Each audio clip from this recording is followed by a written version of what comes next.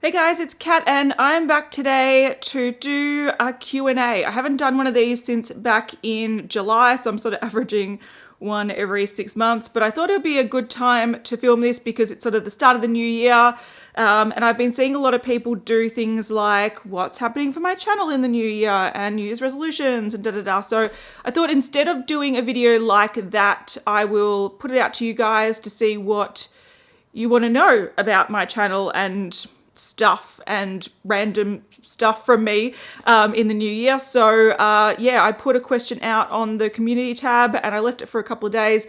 There was over 100 comments. So because there were so many questions, I'm not going to be able to answer each of them individually. I'll try to do some of them really fast paced, like bam, bam, bam. There's a lot of like beauty questions that came through. This is probably going to be a chatty one. I should have made a coffee. I'm kicking myself I didn't make a coffee. Should I make a coffee? All right, I feel like we're going to be here for a while, so coffee is a must.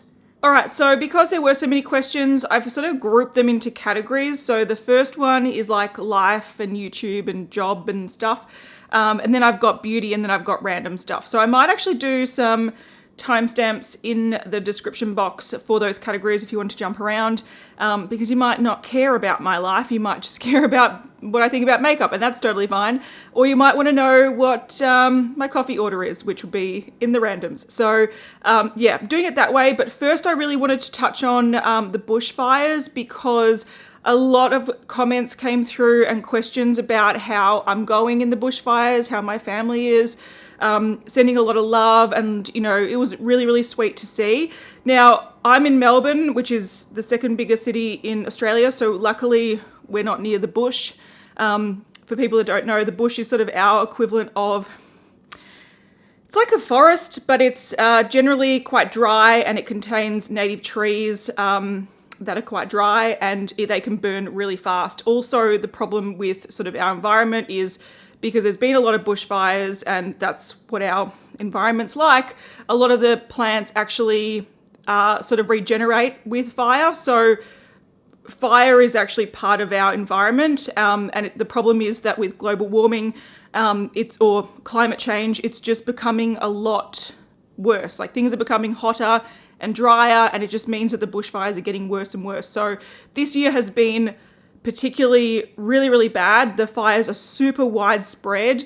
Has been less lives lost than past fires. So there's been some really nasty past fires, but they've generally been sort of smaller contained fires that get out of hand, and then, you know, destruction happens and then they get sort of reined in. But this sort of fire season, they've been going since September. They've just been devastating wide areas of the country, which is really, really sad. Houses have been destroyed, lives have been lost, a lot of wildlife has died, which is really, really sad. So I am not directly affected by the fires, and I'm not going to be, because our nearest fires like hours and hours drive away. But as an Australian, this is very, very sad seeing this happen to my sort of country and the rural areas and rural communities. So yeah, I really appreciate all the nice thoughts. So a few people have been asking how they donate, and which has been really, really sweet. Like, donations are really important. Haley and I are going to donate.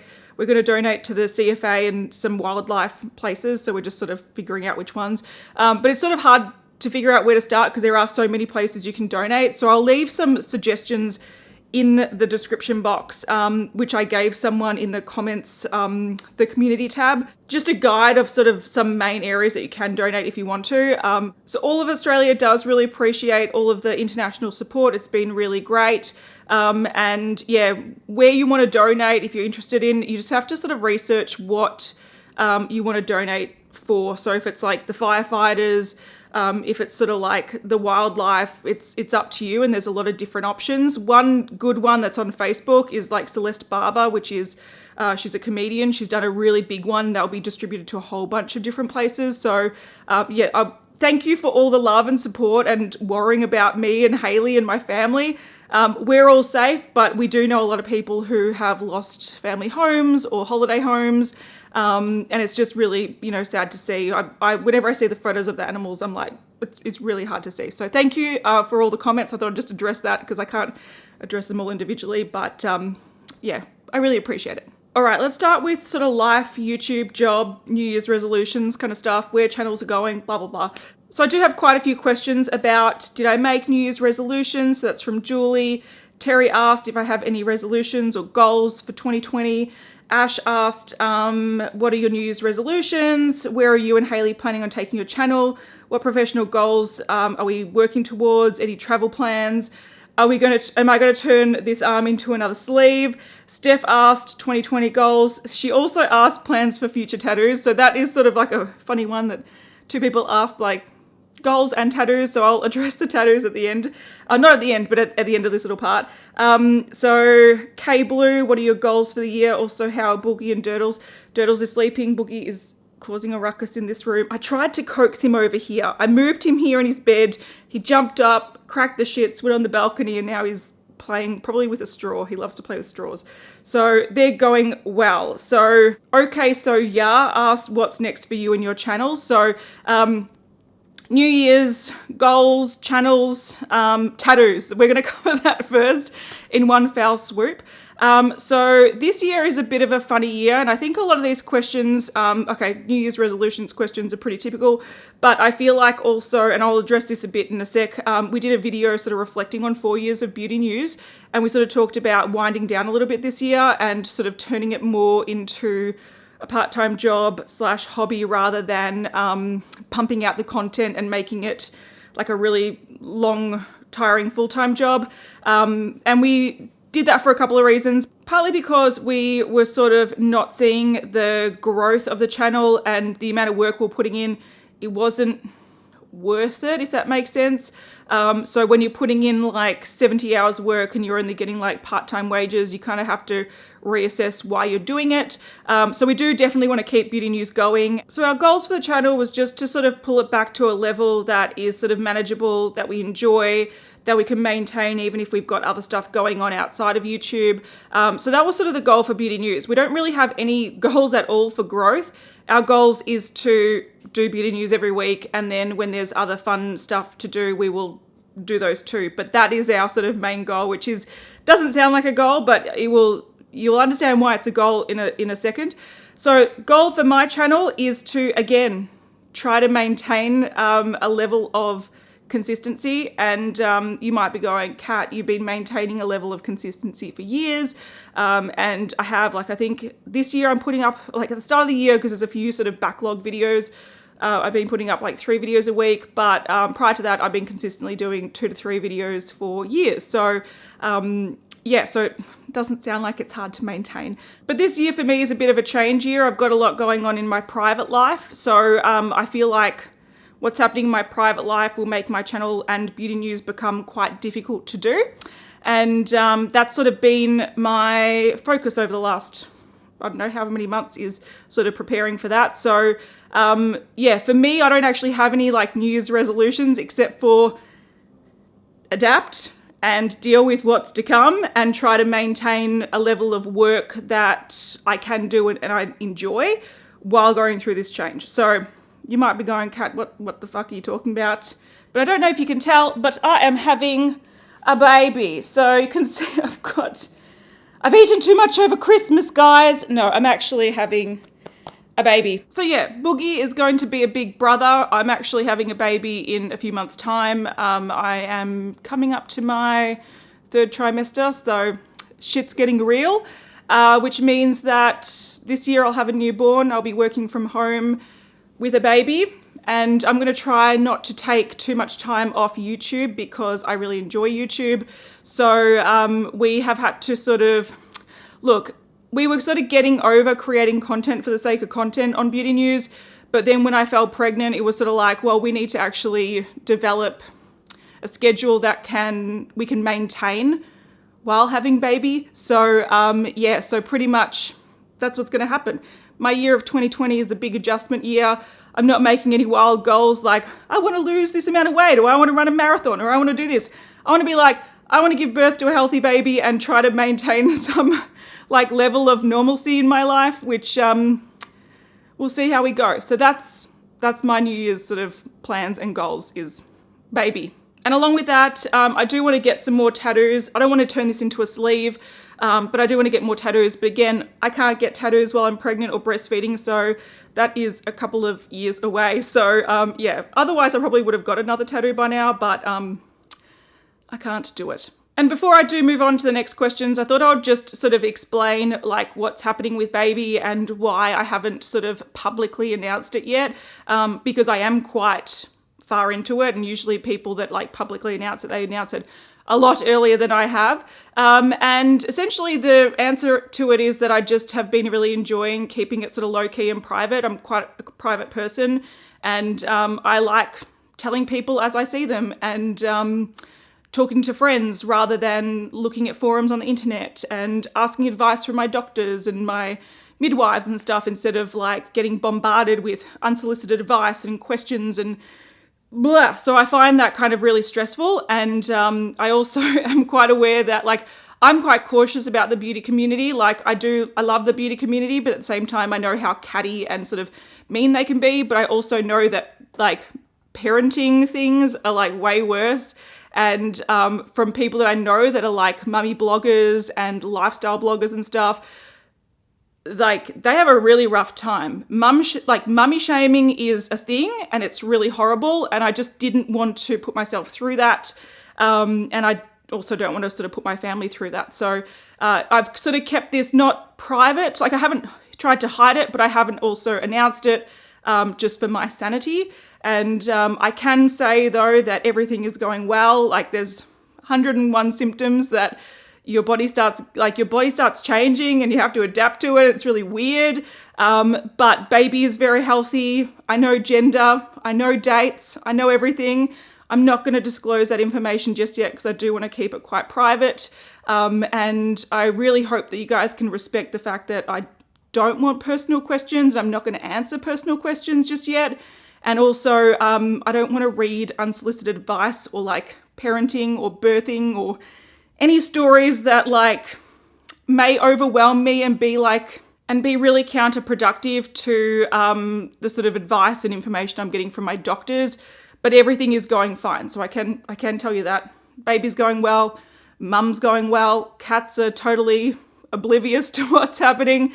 And we're just sort of in the stage now that we have had to move the Beauty News filming area into another room to start setting up for baby. So we're sort of in that sort of phase, but everything is going well. So what I've decided that I will probably do, if you guys have burning questions about baby or anything about what's going on, I'm going to ask you to hold them, because when baby arrives, I'll probably do like a pregnancy baby Q&A, but I do not want to turn this channel into a mummy channel or a lifestyle channel. This is sort of like my little spot where I like to go and talk about makeup, and I don't want that to change just because I've had a baby. So yeah, I thought I'd make that very clear. So yeah, again, if you've got any questions, save them, because when baby comes, I will do a call out for any questions that you might have, and I'm happy to talk about it then. But right now, I like to keep it quite private and keep my baby situation on the down low. All right, so the next questions are about work. So if you would decide to quit YouTube or leave it just as a hobby,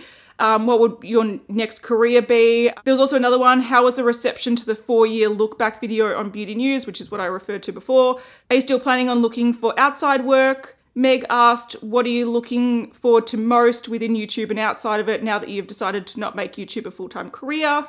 Sarah left a supportive comment, which was really sweet, about knowing that I want to keep my channel quite small, and asking if I'm still like having a hard time with YouTube, because we talked about that a bit in our reflecting on 4 years of Beauty News. And I can say that I'm not looking for a job because, as I just referred to, I'm going to be a mum. So I am going to, pare back Beauty News and related stuff to sort of a part-time job, and then be stay-at-home mum. So I'm not actually looking for any work, and I'm not going to look for any work for quite some time. But I am hoping that sort of as time goes on, there'll be more sort of, job opportunities that I can make surrounding Beauty News or offshoots from creating content like this. But right now I'm going to be, doing what I do and raising bub. And the reception to the reflecting on 4 years of Beauty News video was interesting. It was quite mixed, but overwhelmingly people were really supportive. So essentially, if you haven't watched that, we were talking about sort of the years as we went through beauty news, and we're saying how keeping it as a small channel, like when it was a small channel, it was like a really lovely place, and then it sort of got really big and stressful, and we had to deal with a lot of the backlash of being a bigger channel, which we haven't changed. It's just that once your numbers sort of get bigger, people expect a lot more from you, which I understand that. So that's something that we had to adjust with. And then we had a year of like putting out a lot of content and burning out. And then we had a year of sort of pulling back and trying to manage a sort of work-life balance. So the reception of that was overwhelmingly really supportive. There were some sort of weird sort of interpretations of that. A couple of people got a bit offended that I think they expected a video about reflecting on 4 years of being a YouTuber, that it was going to be a kiss-ass video about how amazing the subscribers are and you've made my life amazing and this is my dream job and I can't believe I'm living the dream and I've just bought a mansion. And I think people were expecting that, and it wasn't that. It was more realistic to what most people's sort of YouTube experience are, of people that are creators of our size. And I think some people got a little bit offended at that and didn't like it. Other people interpreted it as a wind down, that we were going to close our channel, which is not the case at all. It was a bit of a preempting a wind down because I knew I was pregnant at the time. I knew that we weren't enjoying creating a lot of the content that we were. So it was sort of a catalyst, or we were sort of letting people know that a change was coming.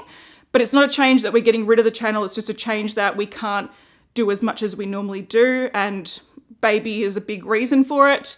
And just sort of mental health is another reason for it. So yeah, overwhelmingly the response was really nice and really supportive, and people totally understood. But it was a bit of a mixed bag, and it was kind of interesting to see people come up with theories about why it's happening and what's going to happen next, when, trust me, nothing's going to happen next. The only thing that might change is that like there'll be a couple of weeks where I've had a baby and I'm in hospital, or I've just taken a baby home and I probably can't film. So there might be a week or two where there's no beauty news, and then maybe occasionally there might be shorter episodes if I really struggle to film for long periods and edit for long periods, but otherwise it's going to keep going. But maybe there'll be a baby in the frame occasionally, like that's going to be it. But yeah, I think ever since stepping back and not focusing on trying to create videos and popular videos and whatnot, our mental health has been a lot better. And also because our videos aren't successful, which sounds like it's a bad thing, but it's actually a really great thing, because we're not exposed to a lot of hate from new people or angry people that have found our content and don't understand what we're doing, or just hate us. It's like the people that comment now are generally the people that watch us and understand us, and it has become a lot nicer of a place. So yeah, it's something that we're happy to keep going with. All right, Christy asked, what was the turning point for you when you finally said to yourself, makeup can be a job for me? Never, never have I ever thought that at all. I have explained, and I think I explained it a bit in my last Q&A, which I'll link down below. I talk a little bit more about like the transition from working to YouTube, and it wasn't it was sort of an organic thing. So I had quit a job. They asked me to come back to cover maternity leave, so I was doing that sort of part-time. And as I was sort of doing that like 3 or 4 days a week, then I was doing like, YouTube 1 day a week. And then sort of as those days were going down, YouTube was going up. And by the time that job sort of fizzled out, I was able to maintain YouTube. So it's not as if I was like, YouTube's going to be my job or makeup's going to be my job. Every single day, I think this is not a viable thing and I need to think of something else to do. So always in the background, Haley and I are thinking, what else can we do? What else is going to be mentally sort of stimulating for us that's outside of YouTube? What are opportunities we can make ourselves? Because no opportunities are coming our way, which we're totally fine by. We're happy to make our own opportunities, but it's always something that we're on the lookout for, and always something that we're discussing, because we don't believe that makeup can be a long-term job. It's just, for us, it's just not going to happen. Amber asked about why I originally became a lawyer, and I'm once again going to refer her to my last Q&A, because I talked a lot more about law and how I got into it, and why I left it in that video, so I don't see the point of going over it again. But she did also ask, how has your life changed since leaving your old job? I'm going to say, like, I get paid less. That's one change. I get to work on my own terms. I'm the kind of person that, these days I've actually been working earlier, but I don't like 9-to-5 jobs. Takes me until about 11 o'clock to be like, all right, now I'm finally going. So I can set my own schedule, which is great. I often work later because that's when I am more productive. So I have a lot more flexibility. I can go out for lunch if my mum's around, because she lives an hour and a half away now. So if she's down in Melbourne, I'll be like, let's have lunch. And I can just work in the morning and then work in the evening. So I get the same amount of work done, but just on my terms. Also, a big difference was that I was still doing YouTube when I was working full time. So I used to work full time, and I used to come home and sort of edit, and on the weekends I used to film. So now I have my evenings and my weekends back, because I used to be really exhausted and always really, really tired, because I was sort of doing a full-time job and a really extensive hobby around those hours. And the other thing is that I don't have to drive in peak hour for 2 hours a day. So those are the main differences, but I still do a lot of work and I still see it as work. So I'm behind my computer just like I was, but the work is a little bit more interesting and it's something that I enjoy doing. So I don't feel like it's like a chore, if that makes sense. But otherwise it's a job. All right, this is an interesting question from Seriously It's Life. Has your YouTube channels affected finding a job / getting hired / having a job? Do employers care? I haven't been working for someone else for a couple of years now, and I haven't applied for a new job in probably like 5 years. So I think there's sort of two aspects to this. One, I don't really know, but one I do know. So when I started my last job, I did have a YouTube channel and I just didn't tell them. I didn't tell them.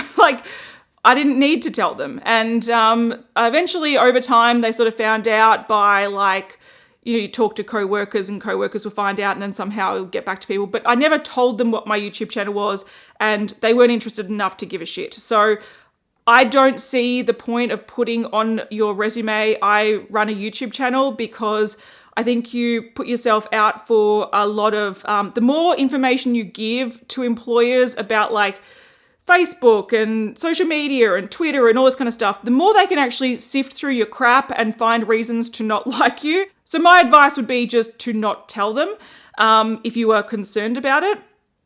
But also, I think the difference is if you were a YouTuber sort of full time for a while and you've got a gap in your resume, that's where it might become hard, where you will need to explain what you did. And I think if you're in that situation, you would probably need to do it in a way where you're,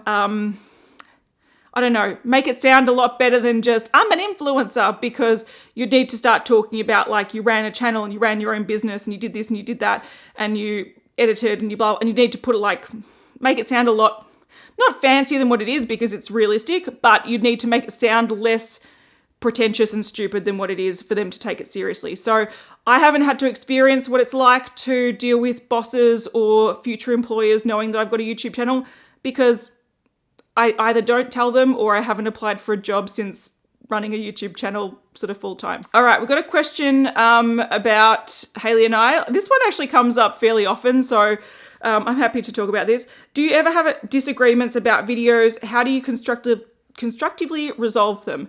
I think we did touch on this when we did a Q&A together on the Not Beauty News channel. That was I think 2 years ago now, so it's pretty old. But we do disagree quite often, but also we have a very high level of respect for each other and we respect each other's opinions and understand where each other's coming from. So because we've got different personalities, but we also mesh really well, that we understand each other really well. So it's almost like she can say something and then without her having to explain it, I can understand where she's coming from, if that makes sense.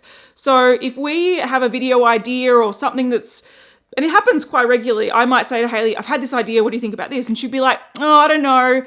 And I'll be like, oh, why? And she goes, oh, because of this, or I don't have enough time lately, or it's going to be difficult logistically because we need to do X, Y, and Z, and we've got to do this and we've got to do that, or I'm not really comfortable with this element of it. And we can either, I'll be like, okay, that makes perfect sense. Let's put it off for a few months' time. Let's look into buying these things or getting these resources, or let's tweak it in a way that we can both be happy with it, or just not go ahead with it. So we are very constructive in the way we communicate. We never are like, I can't believe you don't like my idea. It's just sort of like, if you don't like something, I respect that. We both have to agree on what we do with our channel. And if you don't like it, cool. And it happens both ways. So we disagree, but we never argue over things, if that makes sense. And because we do inherently understand where each other's coming from, we don't take offense to things or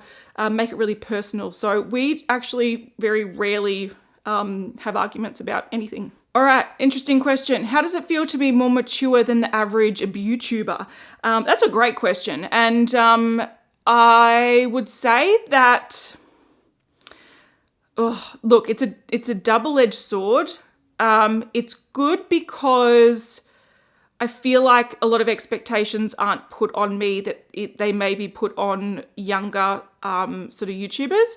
But at the same time, opportunities aren't there for older YouTubers. So for me, I see starting YouTube or currently being in my 30s on YouTube and not being like a size 0 blonde pretty person that people want to put on advertising. It's a real glass ceiling to my potential, which I'm okay with, because I actually, also being older, I actually don't want to be the face of something or being on a campaign. I find that really cringy and uncomfortable. So yeah, good and bad. You don't have the pressure, but you also don't have the opportunities. I don't know. I feel like there's a lot of competition and like one-upping and all that kind of stuff in the beauty industry, and I just am not there for it. So I don't know.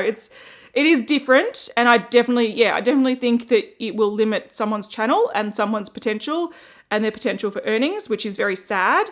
But at the same time, it's kind of freeing because the same expectations, looks wise and sort of all that kind of stuff isn't really put on me as much as it is younger people. So there we go. All right, interesting question as well. Do you have videos that aren't your favorite to film but your subscribers love? And on the flip side, videos that you love to do but don't get many views? Yes, I would say that the 1 month, 1 palette videos, I used to really enjoy doing those when I started, but then they got really, really time consuming. I did explain this in my last sort of 1 month, I think it was a brand video, that I became, like, it was really hard to sort of put the expectation on myself to review makeup pretty much all month. Like, I had no days off when it came to sort of analyzing makeup. I stopped having fun with makeup. So that series was really, really popular, and people still like stop me and say, oh, I love that series. That was my favorite series, but it's one that I just really can't feasibly continue because it was just too draining and took up too much time, and it took the fun out of makeup for me after a while. So that is definitely one that subscribers love, but I stopped loving. And funnily enough, I have tried to swap that to the 1 week, 1 palette videos, which I much prefer. I'm currently doing a 1 week, 1 palette video now. It's actually gonna take a couple of weeks, but it is what it is. But I really like those because I feel like I can like dedicate a small amount of time to really investing into trying a palette. I check in with video updates. So I'm like, this is what I'm wearing today. I'm wearing these shades and I put it this way and I think this. And I feel like it's a lot more comprehensive than the 1 month, 1 palette, because you sort of see me and my thoughts evolve as the days go on. Whereas the 1 month, 1 palette were just sort of like photos of the looks that I'd created.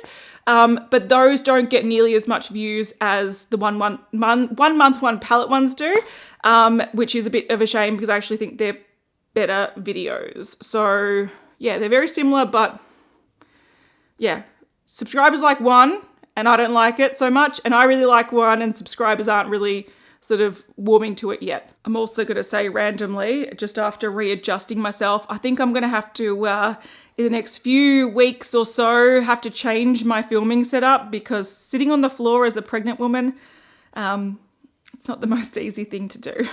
Okay, Amanda asks, do you ever struggle with figuring out what to wear for a video? If I was on camera as often as you, I'd feel this would bring me anxiety. So, and she said, you always look great. That's very sweet of you. No, I don't, funnily enough. I do think clothing brings me anxiety, so I totally understand that. But in these videos, you see me shoulders up. So I can be wearing pajama pants. I'm not, I'm wearing a jumpsuit. But I generally just wear a plain t-shirt or a t-shirt and or a shirt or something really bland. So I definitely feel like the focus is always the makeup. And even if I'm wearing something nice, half the time you can't see it. And I'm like, damn it, I wore a really nice top and you can't even bloody see. You can just see the shoulders of it. So I'm not concerned about what I wear on camera, but I do like to change up the makeup a bit. But I do feel like, because I do like a lot of lip colors, as long as I change up the lip color, I feel like it keeps it sort of different. So I actually, yeah, it hasn't been a problem for me, but I can understand why people would think it's a problem. I think if people did a lot of full body sort of shots, it would be really intimidating. I would really hate it. But the way I film it, no one even sees my clothes. All right, we've got a few questions about life lessons I've learned, or things I've learned this year, or habits I had in 2019 that I would like to take with me for 2020. And I think that's where I might end the sort of lifestyle YouTube stuff, because we've been here a while and I want to sort of jump into some of the beauty questions. So what have I learned and what's habits? Okay, so 2019 for me, I think mentally, I have really tried to shift my focus onto more positive things, and rather than looking for the negative things, because I sort of always jump to looking at the negative sometimes. And I've just sort of realized that the more you focus on something that makes you happy, the happier you are. So I'm really trying to sort of switch my thinking, which I want to maintain and carry over to 2020. I also think a makeup habit that I sort of started at the end of 2019 that I do want to carry over to 2020 is sort of appreciating what I already have. It's really easy to get caught up in the you need the newest thing and the most exciting thing, and the newest thing is the best thing. But it's sometimes really nice to look through your collection and appreciate the really nice makeup and the nice products you actually have and get use out of it. And actually, it feels really good. It sort of brings me back in touch with why I got into makeup. And I do want to do that a lot more in 2020. So because I'm having a bub and babies are expensive, I am just organically going to buy less this year. So I also want to, because I'm going to have less space, I'm turning my office, like the third of the room is going to be my office, 2/3 is going to be sort of like baby room. So I do want to sort of whittle down my makeup collection a bit, and I really want to just keep the core things that make me feel good and that I really enjoy using. And I think that is something that often as reviewers of makeup or makeup sort of junkies, we sort of forget that that's the point of makeup. We always want the new, chase the new.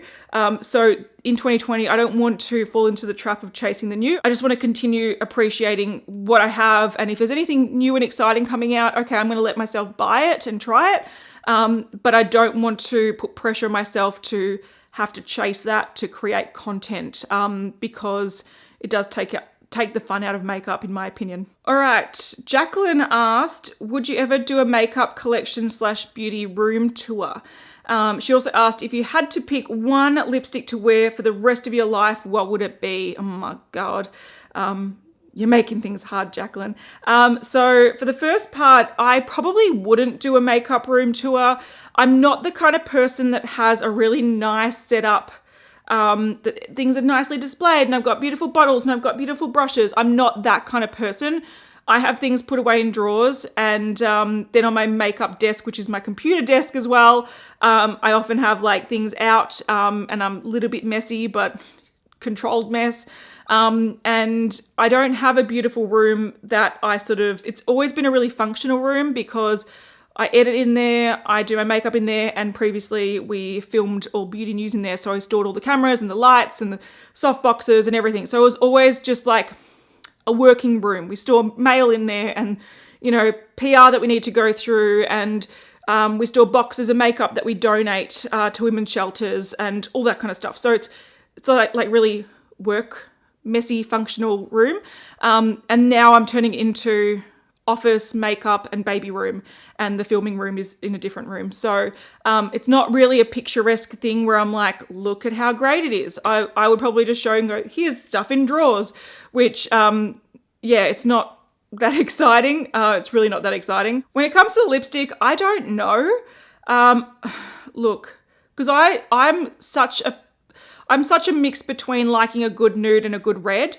A good red really makes me feel good, but also I don't want to wear it on a daily basis because it can get a bit messy and it can get in the way. So I don't think I could narrow it down to one lipstick. I would pick two. One would be a really good red and one would be a really good nude. I still really, really love MAC Velvet Teddy on my skin tone. I know it doesn't suit everyone, but that formula and that finish and everything is amazing. So that would be a nude that I'd be happy to use every day. And the red, I don't know. There's so many good reds, so it's very hard. Ooh, this is a good one. Anne asked, what are topics you wish people would explore within the beauty community? If you had to listen to a podcast about beauty, what topics would you want to listen to?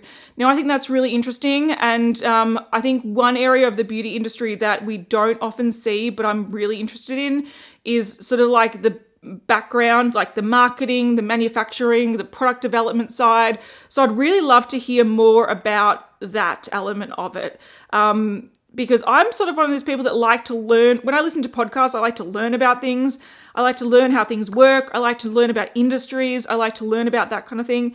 I don't really necessarily want to hear more about what people think of makeup or drama about makeup or whatever it might be. I don't really care so much about the social media side of makeup, possibly because I know quite a lot about it and it doesn't interest me so much. But the sort of, behind the scenes when it comes to brands and marketing campaigns and whatnot, like I'd love to hear about, say there's like a big new launch. I'd love to have a podcast talking about the steps they took to get from product development all the way to launch and the decisions they made and why they made those decisions and the marketing research they did. I'd love to know about that kind of stuff because that's always the sort of information that we just don't know.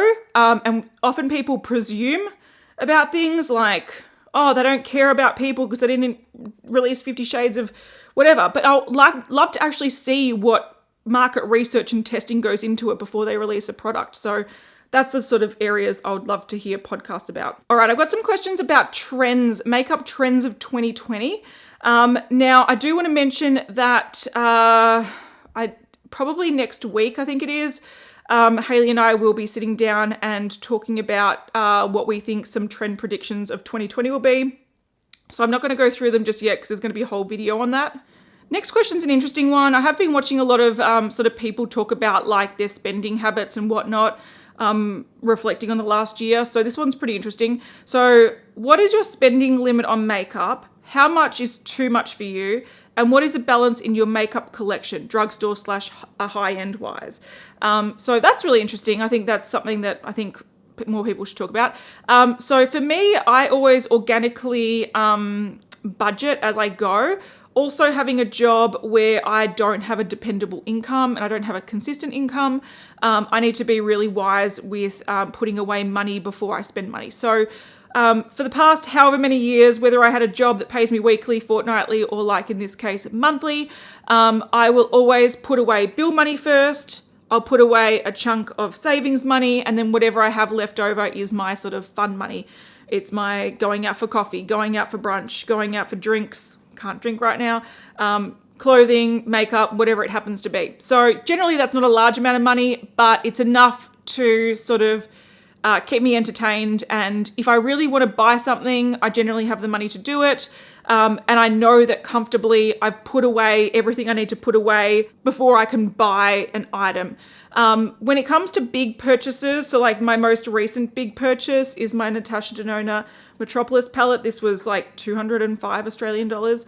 I actually waited, like I scoped this out for, I don't know, a month or something until I found it 20% off. And then also Hayley knew that I wanted this for Christmas, so she helped contribute to it. So this is a large amount of money for a palette, and it's not something I can do just every other week or every other month.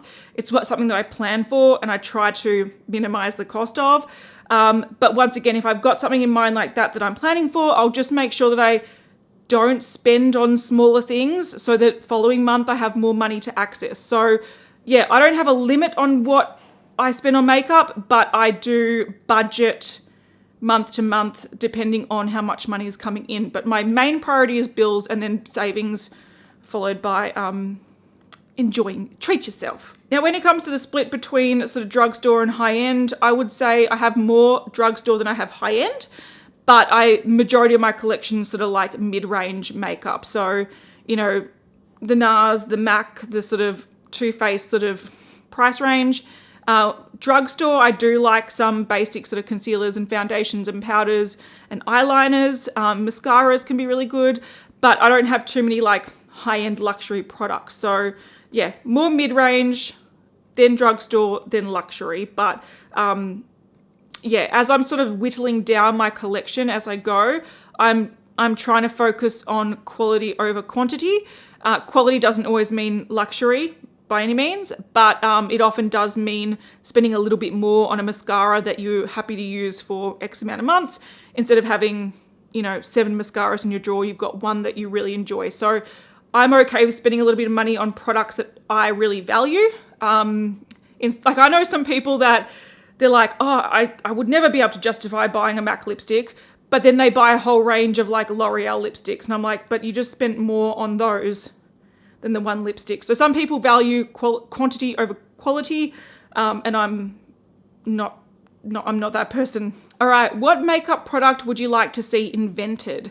So what I would really love to see, and I think this is very, very hard to do, is a like flawless foundation that controls oil but looks sort of not dewy, but like glowy, if that makes sense. I really like the idea of sort of like healthy, glowy skin, but on oily skin, it just means that you're going to be really oily. So I would love to see a sort of flawless, gorgeous foundation that lasts until you take it off, doesn't break down, doesn't have oils break through, but also has a really nice sort of healthy finish. Now I understand that all those things don't work, like it just doesn't work together. So I'm not begrudging brands for not being able to achieve that. But if I could invent like the perfect foundation, that's what it'd probably be. But I understand like matte and like powders is what makes oils, you know, are a bit more controlled. So you end up having a more like powdery finish. Like I understand the logistics of it, but ideally I'd love something long wearing, sort of flawless finish, dewy, but not too sort of like greasy looking. But I don't think it's going to happen. All right, Alex has asked about, so as an Aussie, there's a number of purchases that might be more difficult due to shipping, etc. And Alex is asking if that is sort of like a good thing if you're doing a low buy or a bad thing. I actually think if you're doing like a low buy or trying to limit your purchases, I do think the barrier to being able to access makeup actually does help, because if you really, really, really want an item, and you're willing to spend the shipping and the imports or whatever it happens to be, okay, cool. You know you really want that item and you might want to buy it.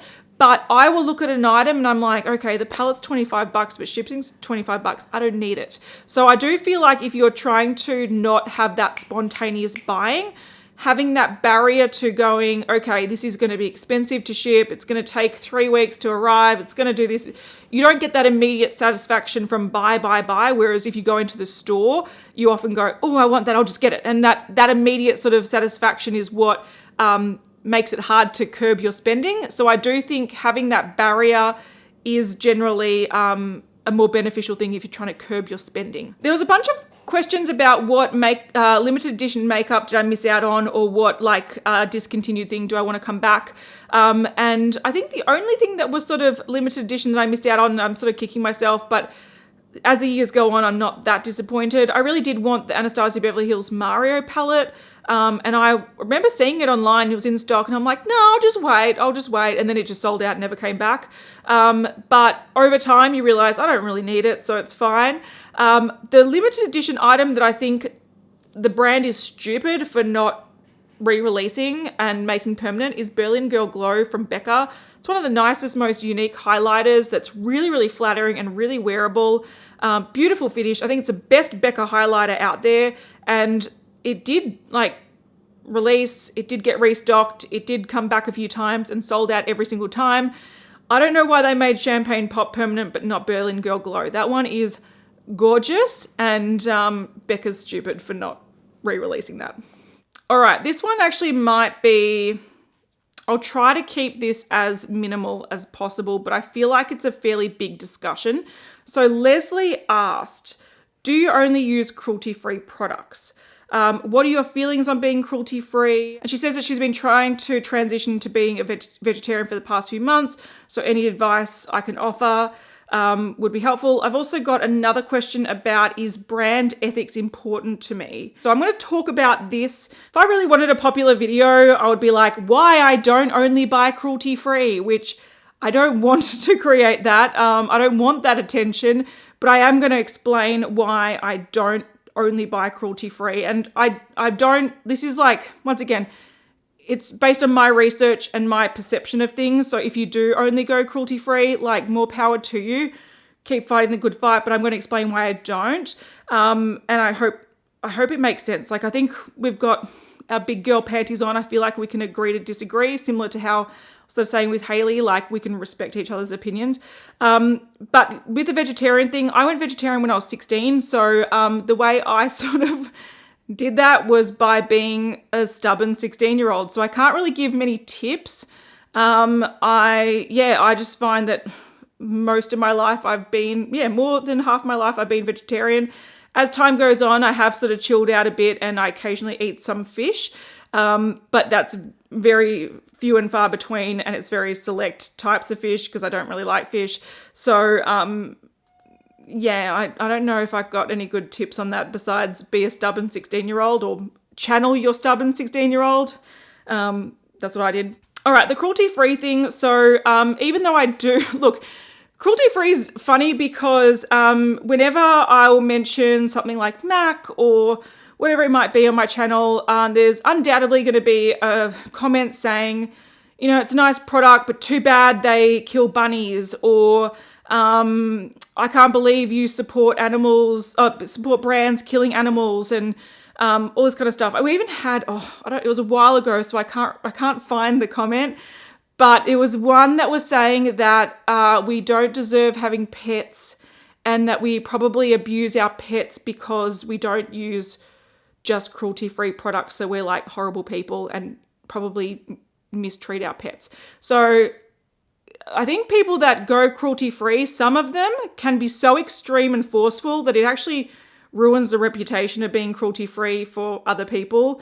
But the reason why I don't only buy cruelty-free, so I don't support brands testing on animals, and there is no excuse for brands testing on animals to create their products. So I do stand with that. However, the vast majority of brands in the Western world that are deemed not cruelty-free are not cruelty-free because they give China permission to occasionally test their products on animals. So the way that works is, if you're an international company and your product's international and you're selling in China, as an audit process, similar to how in Australia, if someone wants to sell an SPF product, they have to go through the regulations and pay to go through the testing to make sure that the SPF is accurate and that they meet the requirements. So that's something that happens in Australia. And in a sort of similar but different way, China requires that they sometimes audit brands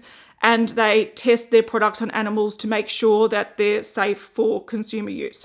So I understand the auditing process and the testing from international brands, but I don't agree with them testing it on animals. I don't like that. I don't agree with that. But I also understand why brands are in China. So let's use Mac, for example. They probably came into the Chinese market decades ago. And back then, I don't think these laws were as sort of controversial as they are now. I think they were probably more widely accepted, or people didn't know about them. So Mac entered the Chinese market. It's a massive, massive, massive market. All of a sudden, they probably grow and become a much bigger brand and have to expand because they're in that market. And now, decades later, people are like, I don't like that you're selling in China because you're giving the government permission and you're funding them to test your products on animals.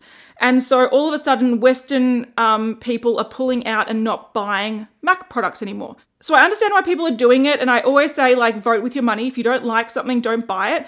But I think sometimes it does the opposite. So let's use Urban Decay for an example. Urban Decay, their main audience is the US. They came to China for a few years, lost their cruelty-free status, and they pulled out of the Chinese market because they didn't want to lose their US customer base, which is their major customer base. So they did pull out. So brands can pull out, and sometimes, not buying from them or expressing your dissatisfaction with how they're where they're being sold and what they're approving does work.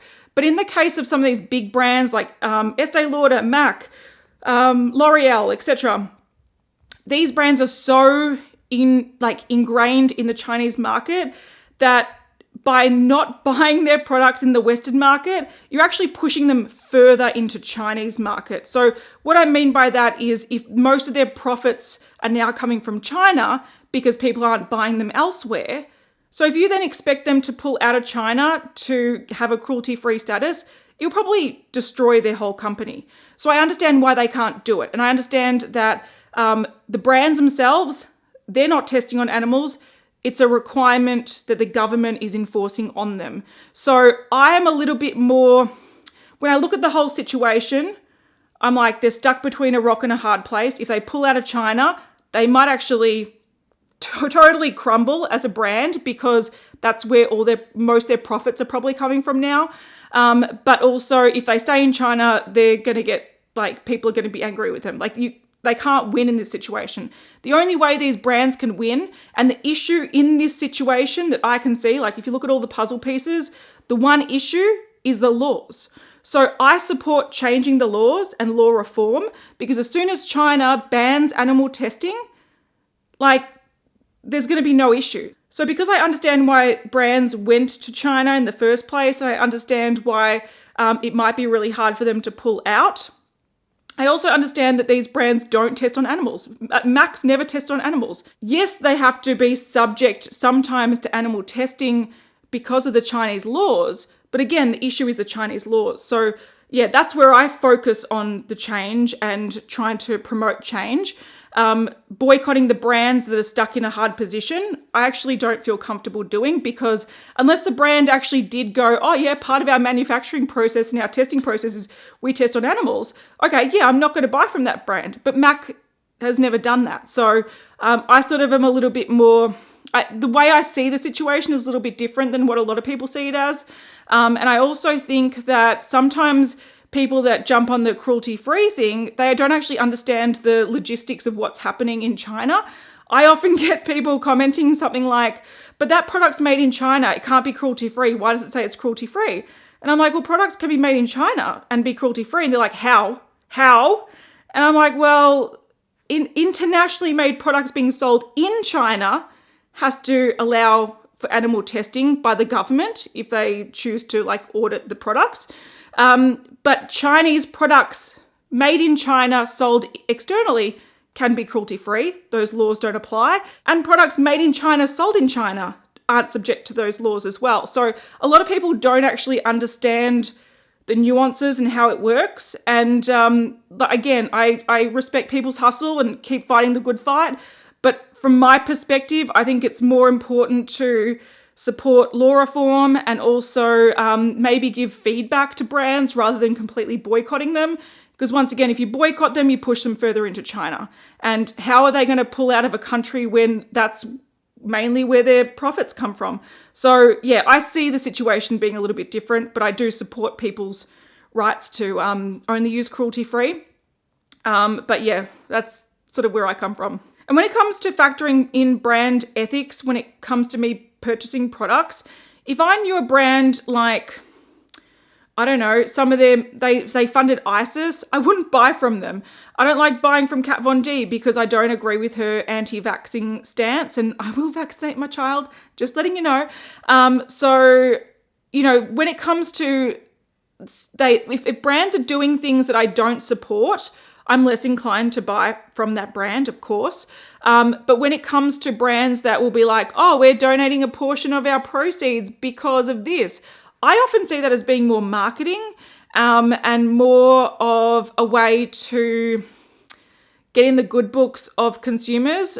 Generally, like, they do it because it's a tax deduction. So I do like it when brands release a certain thing where all proceeds go to a particular like charity, because you know that they're not actually trying to make money from that. They're really interested in a cause. MAC, for example, all their Viva Glam lipsticks go to HIV and AIDS charities. So, you know, I respect when brands do that. And, you know, if it comes to buying, you know, a nude lipstick from a Viva Glam range versus their permanent range, if they're very similar, I would prefer to go the Viva Glam and have that money go to a good charity. But at the same time, I do find that a lot of the time when brands do these sort of like general claims, like portion of the proceeds will go to something, I just see it as being marketing, and they're trying to get in the good books of people. So that doesn't often sway me. And what it ultimately comes down to for me is I want makeup that works. So if I don't know the ethics of a brand, or they don't have a stand on a particular topic, I'm okay with that, because if they release good products, that's what I want. I see sort of like the ethics behind the brand as being a secondary factor. Of course, if they funded ISIS, I would not buy from them at all. But if it came down to a really good product where I don't know the brand's ethics, or a average product where I do know that they've got good ethics and they're donating, I'd still prefer to go for the really good product over the average one, because at the end of the day, I want good makeup. So yeah, does their brand ethics come into play when I'm buying things? Sometimes, but it's generally secondary to the product itself. All right, I'm gonna just answer a couple more makeup questions and then get into like fast round sort of random stuff, because I've been here for a long time. This one's a funny one. With all the makeup you buy over the year, what did you and Hayley buy each other for Christmas? Makeup, or do you try to stay clear of it completely? Past years, we've stayed clear of it completely. This year, because we have been trying not to buy much makeup, we actually did buy each other makeup. So she helped contribute to my Metropolis palette, because she knew that's what I wanted. And I got her the Anastasia Beverly Hills Jackie Aina palette, because I knew that she really wanted it but didn't want to buy it herself. So I think the year before, she bought me tea and like a little tea thing, a little tea set thing. And we often try to steer clear from makeup, but if there's a product that we know is on each other's like wish list and they just can't justify buying it because they've got too much makeup, we do sometimes buy each other makeup. So a couple of questions about, do I think the market is becoming oversaturated with products? So Maria asked, do you think there will be a point where the makeup industry will become so saturated that people will lose interest in buying whatever is new and just stick to their old favorites?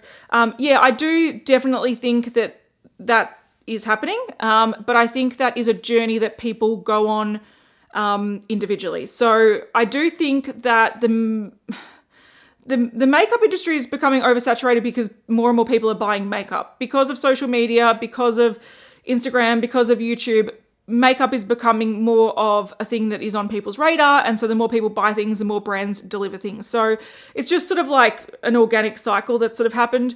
I think that people have to go through their own journey where you get into makeup, you start buying a lot, and then you realize you've got a lot and you need to curb it back and appreciate what you have. I'm at that stage. I know a lot of people are at that stage because they probably started getting into makeup a similar time to me. But I always think there's always going to be new people coming onto the market that are very excited about makeup, buying whatever's available, and they have to come to that sort of conclusion themselves. So I don't think overall that there's going to be a stage where the market's like, or consumers are like, we've had enough, this is too much.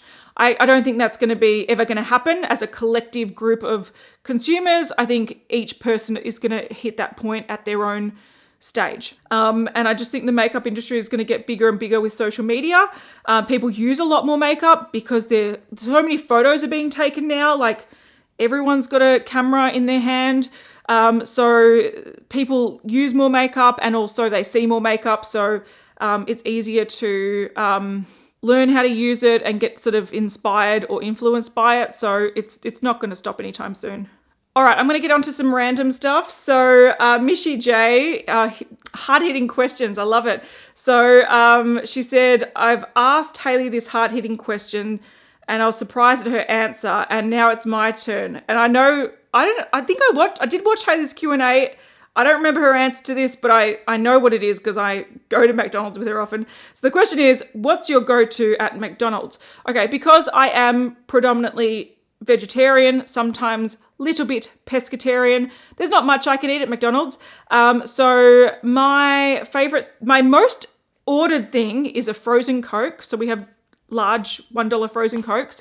I order those a lot. I also really like hash browns. So all day breakfast is great. But similar to Hayley, I'm going to assume if I order a burger, it's generally going to be a fillet of fish. So we both stand quite firm with that like a lot of people don't give it a go, and people are like, it's disgusting. I'm like, have you tried it? And they're like, no. And how do you know it's disgusting? So fillet of fish if I go a burger. Taylor asked, are you a tea or coffee person? What is your go-to drink at coffee shops?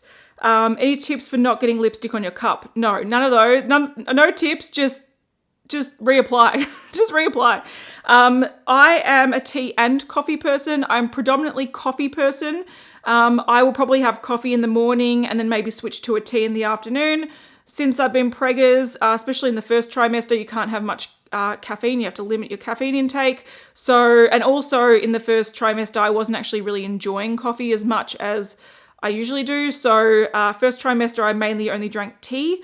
And now I'm getting back into coffee, which is great. So yeah, I'm both sort of a coffee in the morning and maybe a tea in the afternoon. And if I go to a coffee shop, I generally order a large latte with 1 sugar. Oh, alcoholic beverage of choice. I wouldn't know. I haven't been able to drink for 6 months. Right now, the thing I'm really missing, and especially since it's summer in Australia and these are really popular at the moment, is sour beers. I really love sour beer, like flavored sour beer.